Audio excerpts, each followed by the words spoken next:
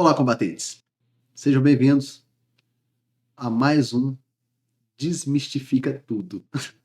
Pessoal, essa aula aqui nós vamos trazer algumas orientações bem importantes aos candidatos que vão fazer avaliação psicológica. Olha, tem uma coisa que o povo gosta é de contar mentira, né? Oh, meu Deus! Como o povo gosta de criar coisas na internet. Eu não sei assim qual que é assim, o motivo, a razão real, mas criam situações que prejudicam bastante os candidatos. E hoje eu venho aqui desmistificar algumas informações que existem sobre avaliação psicológica para que vocês entendam de uma vez por todas e saibam até mesmo se defender, ou pelo menos ficar quieto, deixa o povo falar, não se envolve, mas que não cause uma insegurança ao estar praticando o uso de testes psicológicos para treinamentos antes de uma avaliação psicológica, beleza? Essa aula é muito importante, eu julgo ser uma das mais importantes em relação ao contexto, né? Não aos testes em si, mas a questão do contexto da avaliação psicológica, beleza? Vamos lá. Pessoal, primeiro, trago essa aula que são os 6 mitos da avaliação psicológica. Pô, quem diria, né? Tem mito até aqui. Vamos lá. Então, quais são os mitos da avaliação psicológica? Nós vamos passar por cada um deles, mas antes de passar por cada um deles, nós vamos entender um pouco a respeito do comportamento das bancas. Pessoal, veja só. Cada banca, cada estado tem suas peculiaridades. Vamos entender melhor. Imagine o seguinte: em um estado, concurso para a Polícia Civil do estado. Nesses concursos de polícia civis, às vezes vem cargo de delegado, escrivão, papiloscopista, também agente. Aí cada estado tem seu nome. Um se chama investigador, inspetor, tanto faz. Agora está havendo uma padronização, como a gente sabe, dos cargos da Polícia Civil. Mas até então, até o momento em que grava essa aula, ou que já aconteceu, isso não vai mudar o fato, em alguns estados, eles estabeleciam um nível de agressividade, de impulsividade, confiança nas pessoas, nível de inteligência, de atenção para cada cargo, às vezes. Aí, estado X. Aqui o escrivão tinha que ser mais manso, a agressividade dele tinha que ser mais baixa, o nível de inteligência dele mais alto, o nível de atenção mais baixo. Aí o de delegado, a inteligência mais alta, superior, agressividade média, entre outros quesitos. E o agente, por exemplo, com atenção maior, com nível de inteligência menor que o escrivão, era o exigido. Só que, para a mesma função em outro estado, às vezes a mesma banca, por ser uma outra instituição, estabeleciam níveis totalmente diferentes para exercer a mesma função.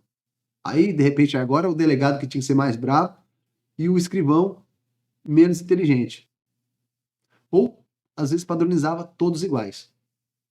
Em outro estado, também. Então, falta uma padronização mais criteriosa. E isso não existia. Quer um exemplo?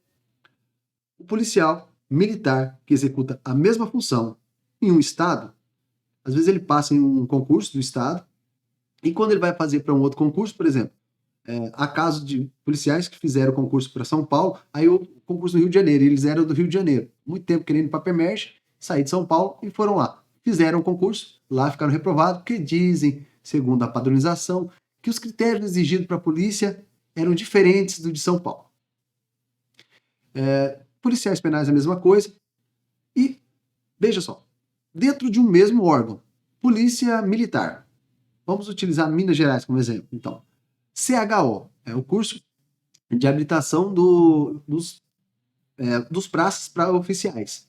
Às vezes, nesse curso de habilitação de oficial, para oficial, o candidato já está há 10, 15 anos no cargo de praça, ali na graduação, e quando almeja um posto, ele, na avaliação psicológica, ele é reprovado. Porque eles dizem ser diferente. Ou, pasmem, quando o candidato é submetido a um teste num ano em outro ano para aquele mesmo cargo, se ele não atinge aqueles níveis, aquela avaliação do ano anterior também não vale, como você já ouviu falar sobre a 002 de 2016. Ou seja, é uma salada, é uma bagunça, é uma falta de critério, é cada um que define o seu critério e o candidato que se dane. Beleza? Então, vamos, antes de explicar sobre os mitos, passar sobre essa situação de comportamento das bancas aqui. Beleza, pessoal? Veja só, ó. Então, falta padronização na avaliação psicológica. A ausência de uniformidade nos processos avaliativos e a falta de fiscalização do Conselho Federal de Psicologia prejudicam e muito os candidatos. Prejudicam muito porque o Conselho Federal de Psicologia, que com suas resoluções ficam proibindo, às vezes, o acesso, não fiscaliza. E muitas vezes eles estão até envolvidos, pessoas do presidente desses conselhos, junto aos órgãos da polícia trabalhando e eles mesmos aplicando a avaliação psicológica desse critério. Então fica difícil a quem recorrer, certo? Então, vamos lá. A falta de critério claro na avaliação cria uma desigualdade e prejudica o desempenho de candidatos que poderiam ser aptos, mas são avaliados de forma inconsistente. Então, avaliações psicológicas não são engessadas. Habilidades como atenção, memória e raciocínio, e resiliência, podem ser aprimoradas por meio de treinamento e prática dessa característica psicológica e não são fixas. E o preparo para avaliações permite o desenvolvimento dessas habilidades, assim como ocorre no preparo físico. A preparação para avaliação psicológica é tão legítima como o treino para provas físicas e objetivas. O direito à preparação é legítimo e necessário, e que os órgãos responsáveis devem garantir a transparência e justiça nos critérios avaliativos. Isso seria na prática. Eles deveriam garantir critérios avaliativos padronizados e uniformes, mas isso não existe. Mas o que eles preferem ao invés disso? Criar inverdades e mitos e candidatos. Vamos utilizar um termo assim mais tranquilo, né? Desinformados pegam essa informação e jogam na rede como se fosse algo real, beleza? Um dos mitos que não sei se eu citei aqui, não pode gabaritar teste. Meu amigo, se gabaritar um teste de atenção, de memória, um teste de inteligência, o candidato está reprovado. Gente, aonde um candidato gabaritar um teste ele é reprovado? Eu já fiz diversos. Perdi a conta de quantos recursos de candidatos que foram inaptos em avaliação psicológica, não recomendados, em alguns estados chamam. Nunca houve um caso sequer. De novo, nunca houve-se um caso sequer de um candidato chegar com um laudo e nesse laudo está lá, gabaritou todo o teste, por isso ele não serve para as funções do cargo. Isso aí é uma falácia, um mito, uma mentira gravíssima que prejudica muito. Beleza, pessoal? Então vamos lá. Voltando aqui. O primeiro mito. Vamos então para o primeiro mito. Estudar para avaliação psicológica pode me reprovar na ES. Ai, meu Deus. Ai, meu Deus do céu. Gente, eu não sei de onde que as pessoas tiram isso. Sinceramente, eu não sei de onde as pessoas tiram isso. Olha, quando passei para o CFO, eu passei para o CFO dando aula para galera. Vida que segue, tá lá no meu Instagram. Inclusive, me sigam lá, Francisco Garcia. Não existe isso. Não é verdade. Isso não é verdade. Então, estudar para avaliação psicológica não interfere na investigação social, pois esta analisa a conduta pregressa e o comportamental do indivíduo, não seu preparo técnico. Então quer dizer que se o cara estiver preparando para o TAF, ele vai ser reprovado. Por quê? Porque ele está se preparando para uma prova estabelecida lá. Pelo amor de Deus. Atenção, gente. Vamos para frente. É mito a ideia de que se preparar para testes psicológicos deslegitima a avaliação ou interfere em outros processos, como a investigação social. Ou seja, existe a base legal, que nós vimos aqui, que é a ADI 3481, que considera restringir o acesso ao estudo de teste fere o direito constitucional. A gente já passou por isso, você já sabe. Outro mito, seja sincero na avaliação psicológica. Todos vocês que estão aqui, no dia que vocês forem submetidos a uma avaliação psicológica, ou quem já foi, sabe do que eu estou dizendo. Primeira coisa que os psicólogos dizem, até testes trazem nas suas instruções, é seja sincero. Não existe resposta certa nem errada. É ser sincero. Então, isso é conversa. Então, a avaliação psicológica é cheia de falhas e o que responder de forma despreocupada não garantiria aprovação. A premissa de ser sincero é equivocada, pois os testes envolvem interpretação subjetiva e não há clareza nos itens, o que torna difícil para o candidato ser realmente sincero. Além disso, as pessoas tendem a responder de maneira a formar uma imagem positiva de si mesmo, pois querem ser aprovadas. Muitos candidatos, após passarem nos testes, tentam se passar por defensores da sinceridade. Isso aqui é fato. O candidato, às vezes, foi lá e passou na rapa, na sorte. E ainda, detalhe, nem abriu o jogo de quem realmente é ele. Ele não chegou lá e falou todas as características dele, mas ele passou. Aí ele se torna o defensor da sinceridade. Até o dia que ele prestar um outro concurso e tomar um tombo, como eu já vi. Aí baixa a bola e começa a entender que essa avaliação psicológica hoje no Brasil é cheia de falhas. Então, quanto na realidade, muitas vezes não tem plena consciência de como foram avaliados. Já os psicólogos defendem esse mito por falta de formação adequada ou por conveniência. Confessar problemas pessoais ou ser excessivamente sincero não é vantajoso. E características como inteligência, persistência, altruísmo e confiança são sempre desejáveis para qualquer emprego, cargo, enquanto características negativas como falta de persistência, egoísmo, inflexibilidade tornam a pessoa inadequada para qualquer vaga. O perfil profissional define o mínimo aceitável de cada característica, sem rejeitar boas qualidades nem aceitar características ruins. Não faz sentido. Faz sentido. O candidato dizer que ele vai ser sincero, ele é um pouco ansioso. Aí eu vou colocar que eu sou ansioso. Meu amigo, qual o concurseiro que não é ansioso? Qual o concurseiro que não é ansioso? Olha, as bancas não cumprem cronograma, toda hora tem que entrar com recurso porque elas estão agindo de forma injusta. Redação, por exemplo, é um mundo de redação. A pessoa corrige com 5 minutos ali, quanto mais redação, mais ele ganha. Aí tem que entrar com recurso para analisar, olha, e aí você acha que a avaliação psicológica é diferente? Não é, é a mesma coisa. Então, pessoal, por exemplo, olha um tipo de pergunta. Sou uma pessoa produtiva que sempre consegue fazer as coisas. Produtiva comparado a quê? Sou produtiva, pessoa produtiva. Produtiva em que sentido? Esse é o tipo de pergunta que o candidato tem que analisar e explicar sobre ele. Sempre consigo fazer as coisas do meu trabalho, as coisas que quero, qualquer coisa. Então, sou uma pessoa produtiva que consegue fazer qualquer coisa. Qualquer coisa. Eu sou uma pessoa produtiva que consigo cometer crimes em séries. Entendeu? Não faz sentido.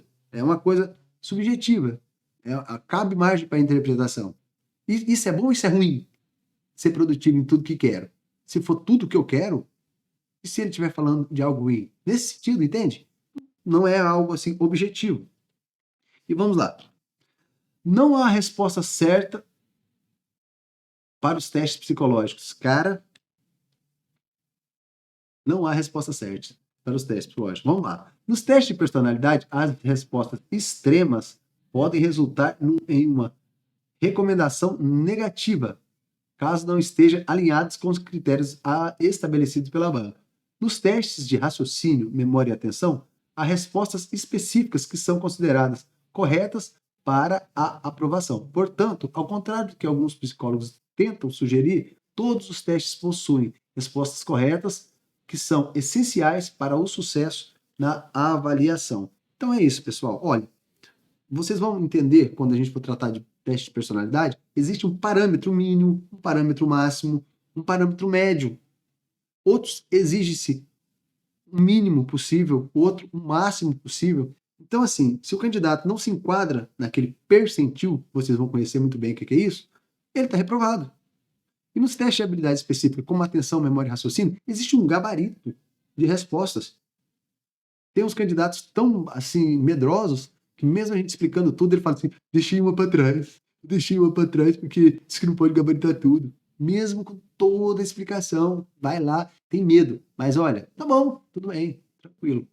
Mas isso é mito. Beleza? Vamos para o quarto mito. Os psicólogos têm como saber que você está mentindo. Ah, meu Deus do céu. Você acha mesmo? Ah, eles são pessoas assim, superdotadas de conhecimento que chegam lá, observam pela cara, faz uma leitura corporal, uma leitura não verbal. Pessoal, veja só. Hoje no Brasil, uma pessoa quando comete um crime, mesmo que haja alguém especialista em leitura não verbal, que consegue olhar para o comportamento de uma pessoa, pelas respostas delas e o corpo falar por si, ele não pode ser condenado. Mas para chegar a esse conhecimento, exige estudos e mais estudos. Os psicólogos, muitas vezes que aplicam provas, são pessoas que só aplicam provas. Alguns concursos onde a polícia aplica prova, então são repetidamente aquelas pessoas que fazem. Mas concursos em outros estados, por exemplo, que não são Minas Gerais, nem São Paulo, e nem o caso do Rio de Janeiro, que às vezes a polícia mesmo que fica a cargo dela essa avaliação, gente, são pessoas que têm um registro do Conselho Federal de Psicologia, às vezes alguns nem conhecem muito bem de testes, porque o teste é uma área específica. Assim como a medicina tem suas áreas específicas, como o direito tem seus ramos específicos, os testes são ramos específicos. Nem todos têm o preparo necessário. Imagina a capacidade de saber que o candidato está mentindo.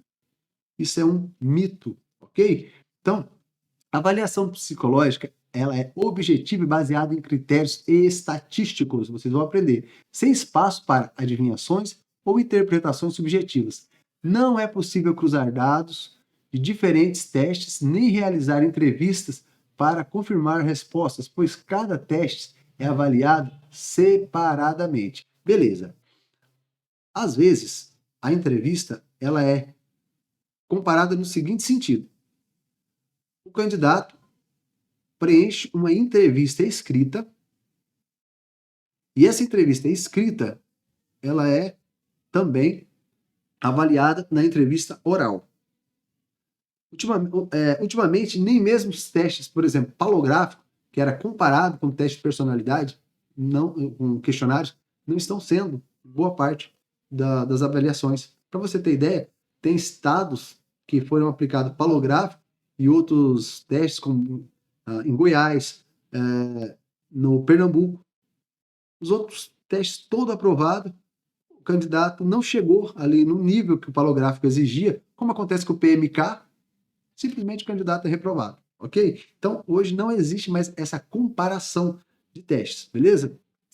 O autor também refuta a ideia de que a avaliação psicológica em concurso público envolve um processo completo, como contextos clínicos, afirmando que na prática de concursos, o que importa são apenas respostas nos testes aplicados, sem influência de comportamento ou aparência do candidato. Então, basicamente, aquilo que eu já expliquei para você. Então, vamos agora para o quinto mito. O quinto mito fala sobre a publicação de explicações sobre a avaliação psicológica na internet é algo imoral e ilegal. Pessoal, ó, os psicólogos, ao invés de apresentar argumentos válidos sobre a eficácia dos testes, se limitam a se indignar com essas publicações. Quem publica essas críticas não está sujeito ao código de ética dos psicólogos, mas sim ao compromisso com a verdade e a justiça.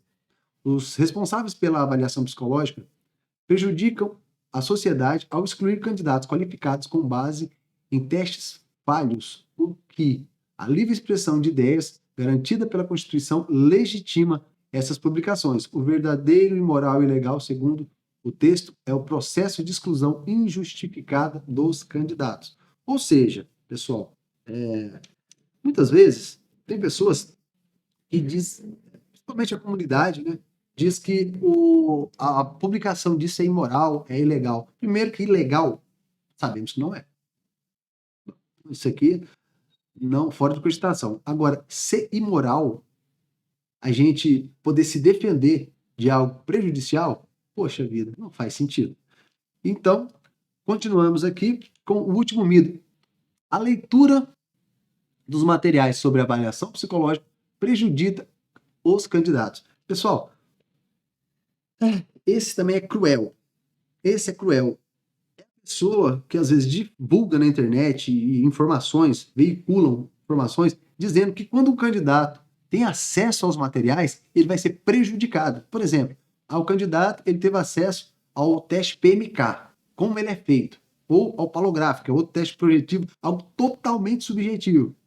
Então, por ele ter tido acesso a esses testes, ele vai ser prejudicado na avaliação psicológica. Dou conta? Um negócio desse? Então, vamos lá, pessoal. Ó, estudar para a prova pode prejudicar o candidato? É tão absurdo quanto acreditar que ignorar o conteúdo de uma matéria antes da prova seria vantajoso. É a mesma coisa de dizer assim, olha, eu vou fazer a prova da Polícia Militar e vou deixar de estudar as matérias básicas para eu não me prejudicar. Aí eu vou fazer PRF e não vou estudar trânsito e nem matemática e nem física para eu não me prejudicar. Eu vou fazer qualquer concurso e para não me prejudicar, não vou estudar português. Basicamente, na mesma linha. A falta de conhecimento sobre a avaliação psicológica faz com que mitos sobre ela se espalhem. Desse modo, assim como o candidato pode errar uma questão por interpretar mal uma explicação, quem estuda sobre os testes psicológicos está, na verdade, mais preparado do que os que ignoram essa informação. O medo dos testes de personalidade é fruto de desinformação e quem os compreende tem mais chance de se sair bem. E é para isso que nós estamos aqui, para fazer com que vocês se saiam bem nessa avaliação psicológica, para fazer com que vocês entendam como funciona cada mecanismo e para que vocês cumpram essa missão de vocês de se darem bem nessa fase. Então, um abraço e fiquem com Deus. E temos conteúdo na próxima aula tão bom quanto esse. Nos acompanhe e vamos para frente.